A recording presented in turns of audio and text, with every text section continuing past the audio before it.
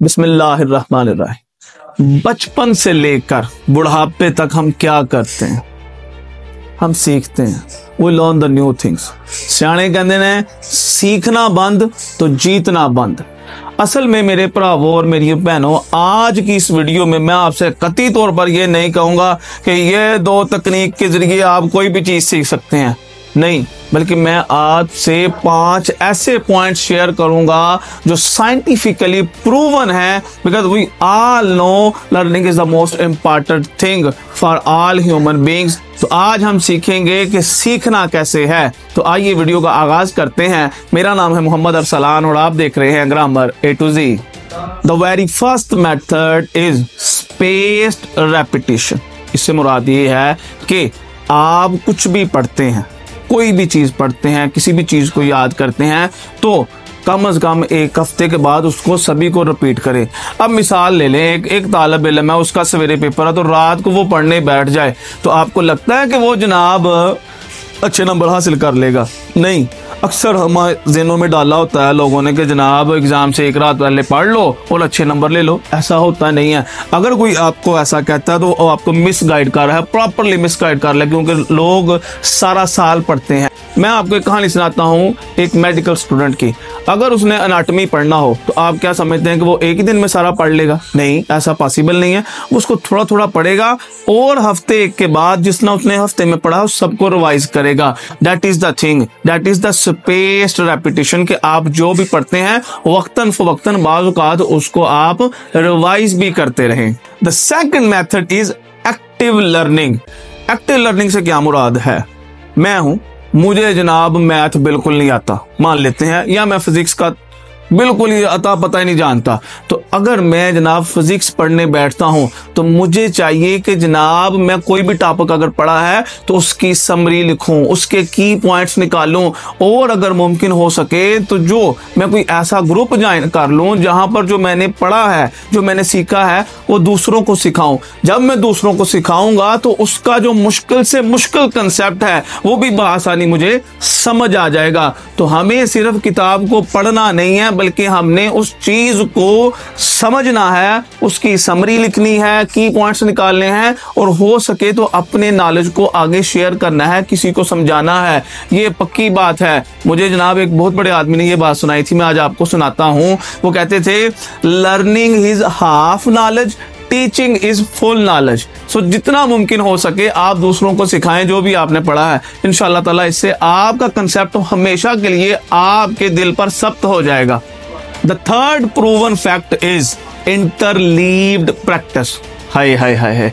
वो ये कहता है कि भाई जब आप उर्दू पढ़ना शुरू करते हो तो सिर्फ उर्दू ना पढ़ो, साथ में अंग्रेजी पढ़ो, फिजिक्स पढ़ो, केमिस्ट्री पढ़ो। इससे आपको क्या फ़ायदा होता है कि दिमाग आपका मुख्तलिफ डायमेंशंस में काम करना शुरू कर देता है, क्योंकि हर सब्जेक्ट की अपनी नीयत होती है। अब मैं आपको एक मिसाल लेता हूँ। एक तालिब इल्म है मेरे जैसा, या आप ही अगर आप लैंग्वेज के स्टूडेंट हैं, आपकी ज़ुबान सीखना चाहते हैं, तो आप क्या करें, आप कभी वोकैबुलरी पढ़ें, कभी ग्रामर सीखें और कभी लिसनिंग प्रैक्टिस की तरफ तवज्जो देंगे तो आप आसानी चीज़ों को सीख सकेंगे। इसीलिए मुख्तलिफ चीज़ों को आप एक वक्त में सीखें। एक वक्त में सिर्फ एक चीज़ की तरफ ना जाएं, बल्कि एक वक्त में एक से ज़्यादा चीज़ों को देखें, ताकि आपका दिमाग ज़्यादा बेहतर तरीके से काम कर सके।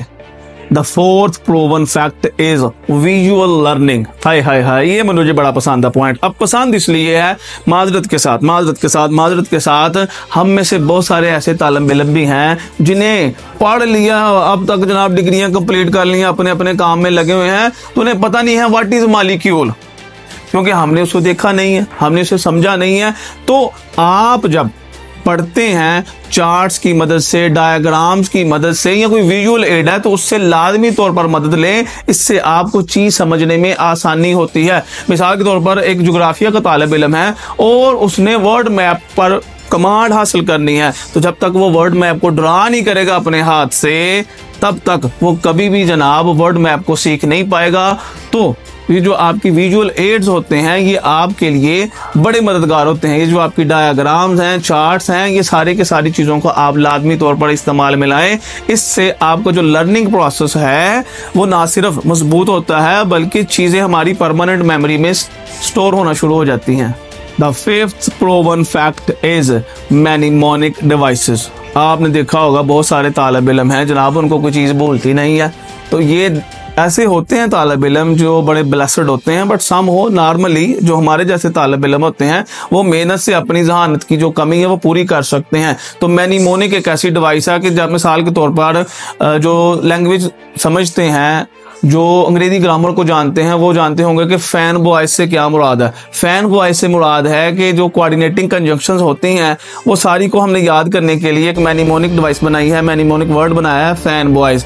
इसी तरह एक आदमी है, उसे जनाब जो रेनबो है उसके कलर याद नहीं होते, तो वो जनाब क्या बना सकता है वर्ड रोए GBIV, ROYGBIV। इस तरह वो जनाब जितने भी रेनबो में कलर्स हैं उनको बआसानी याद कर सकता है।